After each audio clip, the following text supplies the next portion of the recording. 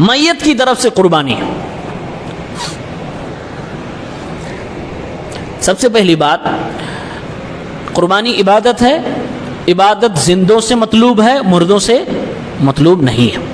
دوسری بات، کوئی بھی صحیح حدیث صراحت کے ساتھ اس مسئلے میں موجود نہیں ہے کہ نبی کریم صلی اللہ علیہ وسلم نے بطور خاص اسپیشل کسی مردے کی طرف سے قربانی کی ہو. جبکہ ہمیں سیرت سے پتہ چلتا ہے نبی کی زندگی میں 3 بیٹوں کی وفات ہوئی، 3 بیٹیوں کی وفات ہوئی، 2 بیویوں کی وفات ہوئی، اور آپ کے پیارے چچا حضرت حمزہ کی بھی وفات ہوئی. لیکن ہمیں کہیں بھی ریکارڈ نہیں ملتا کہ آپ نے اپنے کسی بیٹے جو وفات پا چکے ہیں، کسی بیٹی جو وفات پا چکی ہیں، یا پھر اپنے چچا یا اپنی وفات پا چکی 2 بیویوں کی طرف سے اپنی قربانی اسپیشل طریقے سے یعنی الگ جانور کی ہو. ایسا کوئی ریکارڈ نہیں ملتا ہے. مردے کی طرف سے، میت کی طرف سے قربانی کرنے کی 3 شکلیں بنتی ہیں. آپ غور سے سنیں، 3 شکلیں بنتی ہیں.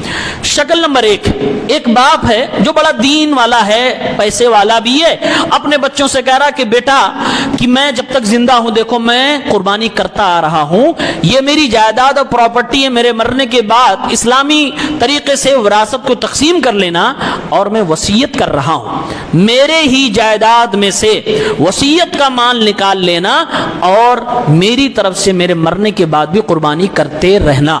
اگر کسی باپ نے ایسا کر دیا ہے تو اس کے مرنے کے بعد اس کے بیٹوں کو قربانی کرنا چاہیے، وصیت کو عمل میں لانا چاہیے. یہ قرآن کریم کا آرڈر ہے، یہ جائز ہے، کوئی حرج کی بات نہیں ہے. جیسے مثال ہے، ایک آدمی کے پاس 1 لاکھ روپے ہیں، وہ چاہ رہا چھوڑ کے، اب اس کی وفات ہو گئی، اس نے وصیت کر دی، تو کب تک وہ بیٹا قربانی کرتا رہے گا؟ ہمیشہ. وصیت 33% سے زیادہ کوئی نہیں کر سکتا ہے، 33% سے زیادہ کوئی وصیت نہیں کر سکتا ہے. وہ 33% کا مال جب تک باقی ہے تب تک وہ بیٹا اپنے باپ کی طرف سے قربانی کرتا رہے گا. وہ مال ختم ہو گیا، اب بیٹے کو آپشن ہے، چاہے تو کرے چاہے تو نہ کرے، اس کو کوئی گناہ نہیں ملے گا، لیکن کرنا چاہے تو کر سکتا کیونکہ باپ نے وصیت کی تھی.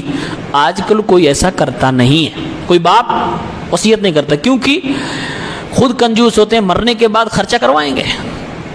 دوسری شکل یہ ہے، میت کی طرف سے خاص ایک جانور خرید کے لانا اور اس کو قربانی کرنا.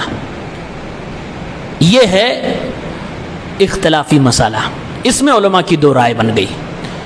علماء کا ایک طبقہ کہتا ہے دیکھیے کوئی آدمی اگر وفات پا چکا ہے تو اس کی طرف سے صدقہ کرنا جائز ہے، حدیث موجود ہے، صحیح حدیث موجود ہے.